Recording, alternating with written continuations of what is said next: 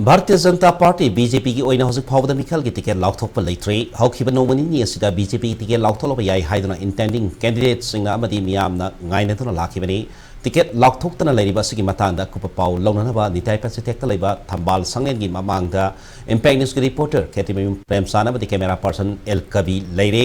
Premsan BJP ticket हौजिक फावबा लाउथोक्तना लेरिबा सिगी मदम करी करी लेई प्रेमसान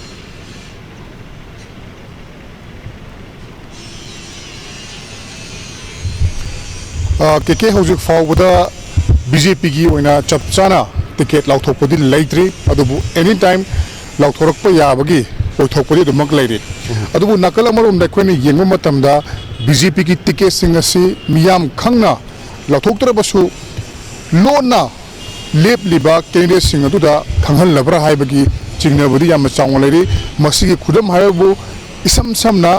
BJP दे यावरंबा खोगी Andro Assembly Constituency da miref oigani haina thoragliba Sanjoy Mark BJP degi resign tawr matungda ngasi asi National People's Party de yaukhiba lorena Joy Kishan Thawaiban Assembly Constituency gi Joy Kishan su matam sang na Congress tagi adi gave khara lera matungda karama party da yaugdagi haba khangdringai da pagi ticket लाउथोकपा याबगी उथोकपा लाकपा ticket की list असि centre दगी मणिपुर पुरखरे कायना हाइरकपा मयाम असिगी मरकता जोय किशनसु जेडीयू जा जॉइन तौखिबा लोनेना जिरिबाम असेंबली कॉन्स्टिट्यूएंसी दा एमएलए ओरंबा असप ओडिनसु BJP दा टिकेट फंगनबा होनरकनी अदुगा BJP नसु टिकेट पिरकपा याइगना हारंबदगी जेडीयू दा याउखिबा असिगुम बकया असनदी BJP की टिकेट असि मखोइदा कनादा पीगदगे हाइबदुगी लिस्टु लैना लैना मियाम खंगा लाखोक्तबिदा मखोइ सिंग असे लोना लोना कौरगा मखोइगी टिकेट की स्टेटस की मताना खंगालबा मतुंगदा यानाबा कांगबुदुगुना अदुम यानारगा थमखिबा अदुगा यानादबा कांगबु सिंग अदुबु मखोइना लोसलगा थमलगा अमदि तुंगदा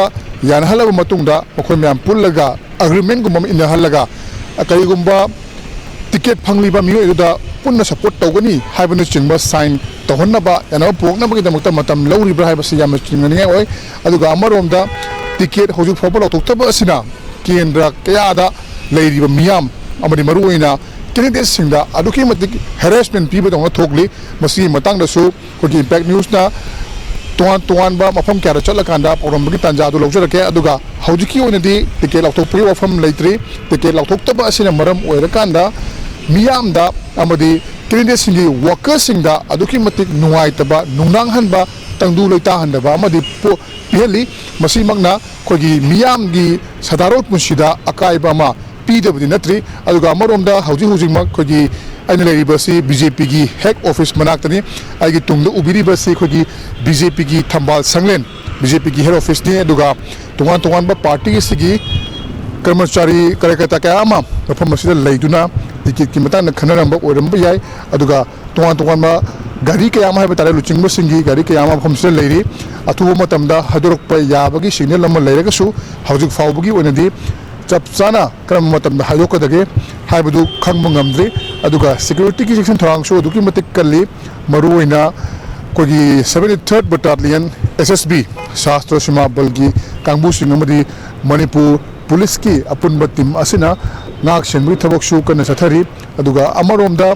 तोंगान केंद्र सिंगदा मागी BJP टिकेट तानरिबा कैंडिडेट सिंगदु टिकेट फंगलरोय हाइबगी सिग्नल अमा फंगबदोना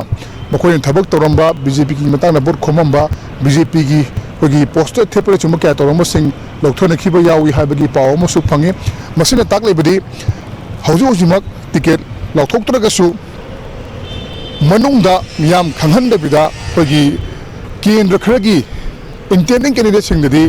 कना टिकेट फंगदगे कना फंगोदगे हाइबदु खंगहनख्रब्रा अदुगा लेमौरिबा सिंग अदुबुना हौजिक फावबा हादोक्त्रिबा सिनादि लेमौरिबा सिंग अदु यानबा पुरकपा ngairibra natragana BJP की माइकदे थमखिबा करिगुम्बा टिकेट फंगौदबा सिंग अदु अतोप पार्टी सिंगना लौगनी हाइबगी ngairibा अदु मदुदा एडवांटेज अमा मदुदा चांस अमा पीदनबगी दमक्ता यामना कोगी नॉमिनेशन फाइल तौरमदाय खक्तदा टिकेट लौथोकनी हाइरिब्रा हाइबसी लाकदब मतमना खंगलगनी मखाता पाउसिंग पिजरके हौजि फावबगी BJP की टिकेट लौथोक्तरी अदुबु एनी टाइम लौथोकपा याबगी फिल्म दे लेरि हाइबसी थमजगे के अमुक प्रेमचांद वहां अमतक थमसगे मदुदी हौखिब नुमित खरनगी ममांगदा को इंपैक्ट न्यूज की स्टूडियोदा बीजेपी की वहां लोय अमनसो हाकी वाफम अमक को तौसरगा हाइब तारे अखोगी लालिब फेब्रुवारी अमदा अहान फेज की नॉमिनेशन की अहान नुमितनी नॉमिनेशन मसिगी निमिस्ति की तौबा यागदर बिन नॉमिनेशन नक्सलकांदा आइब बीजेपी कैंडिडेट सिंग अदु सोंथोक थोंग नत्रगा तो सेकंड पार्टी अमदा सोंगदनबगी दमक्ता होनबगी अदुगुमगी थौसिल लौखत्पकी मोंगसु लई हाइबी वाफमजु प्रेमचांदसु हुजिकसु पनबिरी दु ममांगदसु अखोगी कायखुम नजरिबा गेस अदुना हाइबी की वाफम लैरी मरक्सिदा मयामना पानरिबसे बीजेपी की टिकेट लाउथोंलगदी मदुगी हरावबा नुंगाइबा अमदी मदुदा याहोगदबसिंग अदुगी खुदोंचाबसिंग अदु मांगनी हाइबगी चिंगनबा लैरगसु बीजेपी की संगलेंदा लैरिबा मयाम कार्यकर्ता मयाम दुगी मदुगी मखोइदगी फंगबा इंफॉर्मेशन दी लैब्रा नत्रगा अदुम बीजेपी ऑफिस की इंफॉर्मेशन अमता लाइथबरक बसिंग मतंगदा ऑफिशियल होइबा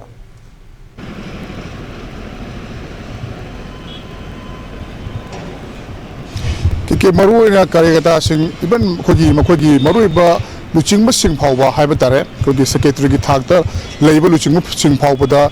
टिकेट से करम मकान लौथोकदगे हाइबसे चप चाना खंगदबगी ममी ताई अदुबा अमरोमदा मखोइना खंगना पाउमी सिंगदा नत्रगा मखोई खंगना सानबा सिंगदा हाइदोक्ट्रिब्रा हाइबदुदी खोगी मखोगी तोंगानबा मनुंगी ओइबा यनाम लेरमबसु याय अदुमकु अखोइना पाउ लौजुबा मतमददी टिकेट से ऑलरेडी खोगी स्टेट की लेरिबा ऑफिशियल सिंगी खुत्ता लेबगी ममी म चांग तारी अदुमकु मसी टिकेट सिंग सि लौथोरकपा मतमदा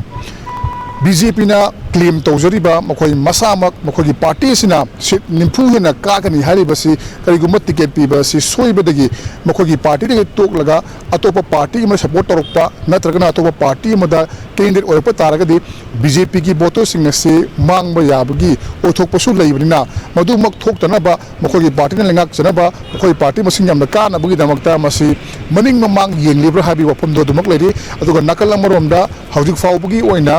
एनपीपी की सीट खरगी लौथोखरे अदुगा कांग्रेस पार्टी की सीट निम्फुगी लौथोखरे अदुबु लेमहौरिबा सीट सिंग असि मखोइना लौथोक्त्रिबा सु बीजेपी की ticket लौथोकपा ngareba matungda masida ticket pihauda khara kanba mirep sing adu yengkanda ticket pigedoribra haibagi wahang asisu chaung leiri masimaksu miyamna thajanaba mana oin leiri aduna maram odakanda BJP की ticket हेक लौथोरकपगा कांग्रेस की लेमहौरिबा अमदी NPP की लेमहौरिबा JDU की लेरिबा seat सिंग कना कना ticket पीगदगे हाइबदुसु खंगबा ngangmani हाइबसिदा मियामना ख्वाइदगी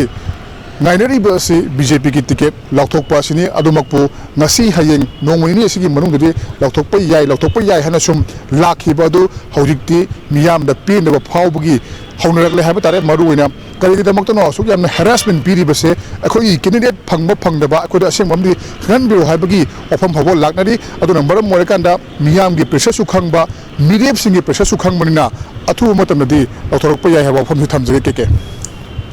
थागसरी प्रेमचांद मतम की ticket लाउथोक्तंगी मरकी तोंगा update सिंग को impact news site की उदना होने सके थागसरी प्रेमचांद